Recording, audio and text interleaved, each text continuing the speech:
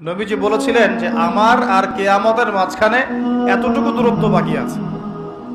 এভাবে তিনি হাতটা উঁচু করেছেন, দেখিয়েছেন আমার এই দুই আঙ্গুলের মাঝখানে যতটুকু ডিস্টেন্স বা দূরত্ব, আমি এবং কিয়ামতের মাঝখানে এতটুকু দূরত্ব। নবী সাল্লাল্লাহু আলাইহি ওয়াসাল্লাম নবী হয়েছেন মানেই কিয়ামতের আলামত শুরু হয়ে গেছে। সর্বশেষ আসমানি কিতাব কোরআন নাজিল হয়ে গেছে, তার মানে এর পরের সময়গুলো হচ্ছে কিয়ামতের নিকটবর্তী সময়। নবী সাল্লাল্লাহু আলাইহি ওয়াসাল্লাম বলছেন এই উম্মতের আর কিয়ামতের মাঝখানের সময়ের দূরত্ব হচ্ছে আসর থেকে মাগরিবের ওয়াক্তের মতো। বলেন তো কোন নামাজের ওয়াক্তটা খুব ছোট হয়? ফজর থেকে জোহর, জোহর থেকে আসর, না আসর থেকে মাগরিব? সবচেয়ে ক্ষুদ্র নামাজের ওয়াক্ত কিন্তু আসর থেকে মাগরিব। তো সেই সময় এত ক্ষুদ্র হয়, দেখা যায় আমরা নামাজ পড়ে যদি একটু কোরআন তেলাওয়াত করতে বসি, দেখবেন মাগরিবের নামাজ আজান দিয়ে দিয়েছে। এমন না? বিষয়টা এমন। আর নবীজি বলছেন আমার উম্মত আর কিয়ামতের মাঝখানের ডিস্টেন্সটা এতটুকু, মনে হবে যেন আসর থেকে মাগরিবের ওয়াক্ত। আর এই কথাটা উনি বলেছেন 1400 বছর আগে। কত বছর ভাই? এখন 1450 বছর পরে কারো যদি বুঝতে বাকি থাকে সময় খুব কাছাকাছি, আমরা বলতে পারি, বলতে বাধ্য হব যে সেই ব্যক্তির হৃদয়ের চোখটা অন্ধ। সেই ব্যক্তির কি হৃদয়ের চোখটা কি অন্ধ? ওর বাহ্যিক চোখ খোলা ঠিকই, বাহিরের চোখে সব দেখে ঠিকই, কিন্তু ভিতরের চোখটা অন্ধ। আল্লাহ রাব্বুল আলামিন জাহান্নামীদের বৈশিষ্ট্য সম্পর্কে একটা আয়াতে বলেছেন, সূরা আরাফের মধ্যে 179 নম্বর আয়াতে আল্লাহ পাক বলছেন ওয়ালাকাদ যারানা লিজাহান্নামা কাসীরাম মিনাল জিন্নি ওয়াল ইনস। আমি প্রচুর জিন আর মানুষকে দিয়ে জাহান্নাম পরিপূর্ণ করব, বলি নাউযুবিল্লাহ। আমি প্রচুর জিন আর মানুষকে দিয়ে জাহান্নাম পরিপূর্ণ করব, অথচ এই জিন আর মানুষকে আমি সৃষ্টি করেছিলাম আমার ইবাদত করার জন্য। যেমন সূরা জারিয়াতের 56 নম্বর আয়াতে আল্লাহ পাক বলেছেন ওয়ামা খালাকতুল জিন্না ওয়াল ইনসা ইল্লা লিয়াবুদুন। আমি জিন আর মানুষকে শুধু আমার ইবাদত করার জন্য সৃষ্টি করেছি। যাদেরকে আল্লাহ পাক শুধু তার ইবাদত করার জন্যই সৃষ্টি করেছেন, সেই জিন আর মানুষদের মধ্যে বহু জিন আর মানুষ জাহান্নামে যাবে। কুদিয়াল আমর, এটা লিখিত হয়ে গেছে। কেন যাবে? আল্লাহ সূরা আরাফ 179 নম্বর আয়াতে নিজেই বলছেন কারণগুলো হচ্ছে লাহুম কুলুবুন লা ইয়াফকাহুনা বিহা। জাহান্নামে যাওয়ার কারণ হচ্ছে তাদেরকে কলব দিয়েছিলাম, উপলব্ধি করতো না। তাহলে বুঝলাম হৃদয়ে কলব, বিবেক আল্লাহ যাদেরকে দিয়েছেন তারপরে উপলব্ধি করতে পারে না, এটা জাহান্নামীদের বৈশিষ্ট্য। আর ওয়ালাহুম আযানুন লা ইয়াসমাউনা বিহা, তাদেরকে আমি কান দিয়েছিলাম, এই কান দিয়ে তারা শুনতো না। একটু লক্ষ্য করে দেখি, আমরা কিন্তু বাইরের কান দিয়ে সবাই শুনতে পারি, তাহলে এটা কোন কান যে কান দিয়ে সে শুনতো না? আমরা তো বাহিরের কান দিয়ে সবাই শুনি, তাহলে আল্লাহ যে বলছেন কান আছে কিন্তু শোনে না, তাহলে কোন কান দিয়ে শুনি না বলেন? হৃদয়ের কান দিয়ে। তার মানে আমাদের দুইটা চোখ, দুইটা কান। আল্লাহ পাক আবার বলছেন ওয়ালাহুম আ'য়ুনুন লা ইউবসিরুনা বিহা, আমি তাদেরকে চোখ দিয়েছিলাম, চোখ দিয়ে দেখে নাই। বাহ্যিক চোখে আমরা সবাই দেখছি, তাহলে কোন চোখ অন্ধ? আল্লাহ পাক কোন চোখ অন্ধের কথা বলছেন? আবু জেহেল এবং উমর রাদিয়াল্লাহু আনহু, এই দুই ব্যক্তি নবী সাল্লাল্লাহু আলাইহি ওয়াসাল্লামের দোয়ার দ্বার প্রান্তে ছিলেন। আল্লাহর নবীজি দোয়া করছেন, হে আল্লাহ, ইসলামের কঠিন সময় চলছে, মক্কায় অনেক জুলুম নির্যাতন চলছে, আল্লাহ তুমি এই দুই ব্যক্তির মধ্যে যে কোনো একজনকে হেদায়েত দিও। এই দুই ব্যক্তির মধ্যে যে কোনো একজনকে, যাকে তোমার পছন্দ, তাকে হেদায়েত দিয়ে তুমি দ্বীনের জন্য কবুল করো। সুবহানাল্লাহ। একজনের নাম আবু জাহেল, যার নাম আবুল হাকাম ইবনে হিশাম। আবু জাহেলের নাম কি?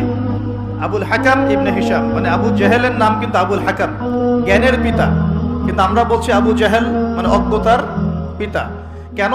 কারণ সে বাহ্যিক জ্ঞানে পরিপূর্ণ ছিল, শরীয়তের গভীর জ্ঞান, শরীয়তের সত্য তার চোখে স্পষ্ট হয় না। আল্লাহ পাকের নিদর্শন একটার পর একটা দেখানো হয়েছে, কিন্তু তারপরেও সে ইসলাম কবুল করে নাই। এই কারণে আমরা তাকে বলি আবু জাহেল, অজ্ঞতার পিতা। অথচ তার নাম কিন্তু আবু জাহেল নয়, তার নাম আবুল হাকাম, জ্ঞানের পিতা।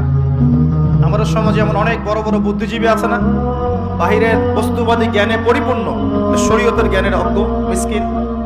এমন মানুষ আছে না? টকশো একদম ঝড় তুলে ফেলছে একদম। ইতিহাস, সংস্কৃতি, বিশ্ব অর্থনীতি, রাজনীতি, কোন সেক্টরের জ্ঞান নাই যা তার জানা নাই, কিন্তু শরীয়তের মাসলা মাসাইল সে বলতে পারবে না। শরীয়তে ঈমান ভঙ্গের কারণ বলতে পারে না। কোন কোন কথা বললে শিরক হয়, কুফর হয়, কোন কোন কথা বললে নেফাক হয়ে যায়, মানুষ মুরতাদ হয়ে যায়, এগুলো জানে না। কিন্তু বাহ্যিক জ্ঞানে পরিপূর্ণ। এরাও কিন্তু বর্তমান নব্য আবু জাহেল। এরা হচ্ছে বর্তমান সময়ের নব্য আবু জাহেল। আবু জাহেল কিন্তু জ্ঞানের পিতা ছিল। আবু জাহেল এবং ওমর রাদিয়াল্লাহু আনহুর মধ্যে আল্লাহ যাকে তোমার ভালো লাগে তুমি হেদায়েত দিয়ে ইসলামের জন্য কবুল করো, এটা দোয়া করছেন কে? মুহাম্মদুর রাসূলুল্লাহ সাল্লাল্লাহু আলাইহি ওয়াসাল্লাম। এবার আল্লাহ পাক হেদায়েত দিয়েছেন ওমর রাদিয়াল্লাহু আনহু। এই তো এখন এই দুই ব্যক্তিকে আমরা যদি ডক্টরের কাছে পাঠাই মনে করেন, এবং তাদের কান এবং তাদের চোখ টেস্ট করি, দেখা যাবে দুজনের কানই একই, দুজনের চোখই একই, দুজনেরই চোখ ভালো, দুজনেরই কান ভালো। তাহলে আবু জাহেলের কোন কান অন্ধ যার কারণে সে কোরআন শুনতে পারলো না, আর আবু জাহেলের কোন চোখ অন্ধ যার কারণে সে কোরআন দেখতে পারলো না, সত্য চিনতে পারলো না? বলেন, এটাকে বাহ্যিক চোখ না অভ্যন্তরীণ চোখ? আর উমর রাদিয়াল্লাহু আনহুর কোন কান জিন্দা, জীবিত, যে কান দিয়ে তিনি কোরআনের মর্ম শুনতে পারলেন? কোন চোখ জীবিত, যেই চোখ দিয়ে তিনি সত্যটাকে খুঁজে পেলেন? বাহ্যিক চোখ না ভিতরের চোখ? তার মানে বুঝতে পারলাম এই আয়াতে আল্লাহ পাক আমাদের বাহ্যিক চোখ, বাহ্যিক কানের কথা বলছেন না। আল্লাহ বলছেন প্রচুর জিনার মানুষ যে জাহান্নামে যাবে তার অন্যতম কারণ হচ্ছে তাদের কলব ছিল কিন্তু মরে গেছে, মৃত কলব। চোখ দিয়েছি দেখে নাই, মানে এই চোখ দিয়ে ঠিকই দেখেছে কিন্তু কলবের চোখ দিয়ে দেখতে পারে নাই। কান দিয়েছি শোনে নাই, মানে কান তো এই চোখ, এই কান দিয়ে শুনেছে ঠিকই, এই কান দিয়ে সবই শুনেছে, কিন্তু এই কান দিয়ে কোরআন এবং সুন্নাহর মর্মমারি সত্য শুনতে পারে নাই। আল্লাহ পাক বলছেন উলাইকা কাল আনআম, এরা ছিল গবাদি পশু, জন্তু, জানোয়ারের মতো। নাউযুবিল্লাহ। বাল হুম আদাল, বরং এরা তার চাইতেও নিকৃষ্ট ছিল। ওয়া উলাইকা হুমুল গাফিলুন, এরা ছিল গাফেল সম্প্রদায়, গাফেল। তাহলে আমরা এখানে বুঝতে পারলাম যদি আমরা কলবকে জিন্দা করতে না পারি এটা জাহান্নামে যাওয়ার কারণ। যদি আমরা ভিতরের চোখ দিয়ে দেখতে না শিখি এটা জাহান্নামে যাওয়ার কারণ। যদি আমরা ভিতরের কান দিয়ে শুনতে না শিখি এটা কি? জাহান্নামে যাওয়ার কারণ। এখন 1450 বছর পরেও যাদেরকে বোঝাতে হচ্ছে যে সময় হাতে বেশি নাই, আলামাতুস সাআ গুলো সব স্পষ্ট হয়ে যাচ্ছে, তাদের হৃদয়ের চোখটা অন্ধ না? ভিতরের কানটা অন্ধ না? কলবগুলো মরে গেছে না?